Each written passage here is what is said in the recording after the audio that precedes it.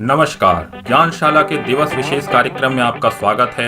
29 जुलाई यानी भारतीय इतिहास के सर्वाधिक महान उद्योगपति JRD टाटा अर्थात जहांगीर रतन दादाभाई टाटा का जन्म दिवस। अगर टाटा ग्रुप्स के पहले चेयरमैन यानी जमशेदजी टाटा भारत में औद्योगिकीकरण के पितामह थे, तो टाटा ग्रुप के तीसरे चेयरमैन और संबंध के हिसाब से उनके भतीजे JRD टाटा भारत में इंडस्ट्रियल ट्रांसफॉर्मेशन यानी औद्योगिक रूपांतरण के पिता माने जाते हैं।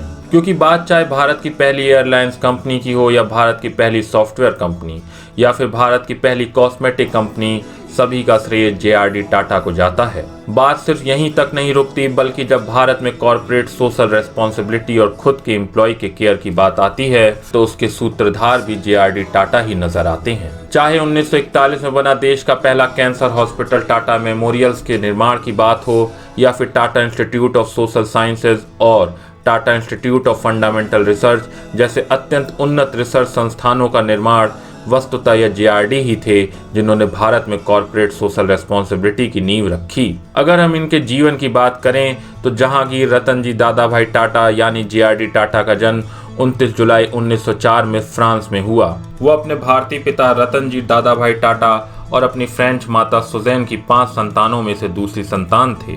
JRD का शुरुआती जीवन फ्रांस में ही बीता, अतः उनकी शुरुआती स्कूली शिक्षा फ्रांस में ही हुई। कुछ समय उनकी शिक्षा बम्बई के Cathedral of John Connon School में भी हुई और 1923 में उच्च शिक्षा हेतु वह लंदन भी गए। कुल मिलाकर उनकी शिक्षा फ्रांस, भारत, इंग्लैंड और यहाँ तक कि कुछ समय जापान में भी हुई थी। इसलिए उनके बारे में यह प्रचलित था कि वह सोचते तो अंग्रेजी में हैं परंतु कैलकुलेशन फ्रेंच में ही करते हैं, क्योंकि बचपन में फ्रेंच में याद की गई गणित के पहाड़े हमेशा उनके जहन में बने रहे। 1923 में उच्च शिक्षा हेतु जब वे लंदन गए और जब वहां से वापस लौट भी आए तो उसके बाद पुनः एक बार लॉ की पढ़ाई हेतु कैम्ब्रिज जाना चाहते थे, परंतु उनका यह सपना कभी पूरा नहीं हो सका, क्योंकि पहले तो फ्रांसीसी नागरिक होने की वजह से उन्हें 1 साल के लिए आवश्यक मिलिट्री ट्रेनिंग हेतु फ्रेंच आर्मी में भर्ती होना पड़ा और इसी दौरान उनकी माता का निधन हो गया और उनके पिता पूरे परिवार को लेकर भारत चले आए और उनके पिता ने मिलिट्री ट्रेनिंग खत्म करके कैम्ब्रिज जाने को इच्छुक JRD को भी भारत ही बुला लिया और JRD को एक अवैतनिक प्रशिक्षु के रूप में टाटा ग्रुप्स को ज्वाइन करवाया गया। परंतु उसी समय जब JRD की उम्र मात्र 22 साल थी तो उनके पिता की भी मृत्यु हो गई और ऐसे में उन्हें अनायास ही टाटा ग्रुप्स के डायरेक्टर के पद पर बैठा दिया गया। इस पद पर रहने के दौरान ही JRD की विमानों में विशेष दिलचस्पी शुरू हुई और वह विमान उड़ाने का लाइसेंस प्राप्त करने की जुगत में लग गए और जब 1929 में उन्होंने फ्रांस की नागरिकता छोड़ भारत की नागरिकता ग्रहण कर ली, तब उन्हें भारत में पायलट का लाइसेंस मिल गया और इस प्रकार का लाइसेंस प्राप्त करने वाले वह पहले भारतीय थे।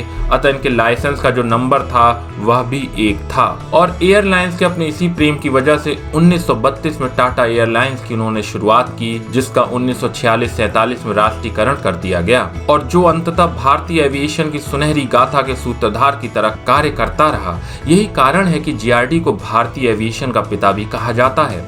टाटा एयरलाइंस को लेकर उनका जुनून इस हद तक था कि प्लेन के पर्दे से लेकर एयर होस्टेसेस की वेशभूषा तक सभी कुछ JRD ने स्वयं निर्धारित की थी और काम का जुनून तो इस हद तक था कि एक बार एक विमान का औचक निरीक्षण करने JRD पहुंच गए और उसी समय विमान के टॉयलेट की सफाई चल रही थी। JRD को लगा कि इसमें कुछ कमी रह गई तो वह खुद ही टॉयलेट साफ करने लगे। यह तो हुई उनके काम के प्रति समर्पण और जुनून की बात। इसी वक्त एक और घटना घटती है और टाटा ग्रुप के तीसरे चेयरमैन नोवरोजी सकलातवाला की मृत्यु हो जाती है और ऐसे में टाटा ग्रुप एक आश्चर्यचकित करने वाला निर्णय लेते हुए उम्र में काफी छोटे JRD को टाटा ग्रुप का चेयरमैन बनाता है और इस प्रकार मात्र 34 वर्ष की उम्र में 1938 में वो टाटा ग्रुप्स के चेयरमैन बन गए और कुछ ही दिनों में डायरेक्टर्स द्वारा खुद पर किए भरोसे को सही साबित करने में लग गए और यह उन्होंने करके भी दिखाया।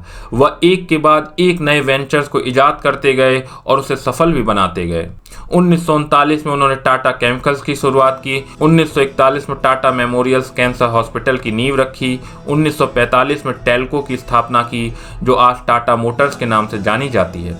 1952 में उन्होंने भारत की पहली कॉस्मेटिक कंपनी लैक्मे की शुरुआत की। फिर 1954 में इलेक्ट्रॉनिक कंपनी वोल्टास की स्थापना की। जेआरडी एक बहुत बड़े विजनरी उद्योगपति थे और इसलिए तो उन्हें भारत में इंडस्ट्रियल ट्रांसफॉर्मेशन का पिता भी कहा जाता है। और इसका प्रमाण है 1968 में टीसीएस के रूप में भारत की पहली सॉफ्टवेयर कंपनी की स्थापना जेआरडी ने ही की, क्योंकि उस समय ही वह समझ गए थे कि आगे आने वाला युग कंप्यूटर्स और सॉफ्टवेयर का है। पुनः 1987 में उन्होंने भारत की प्रसिद्ध घड़ी कंपनी टाइटन की नींव रखी।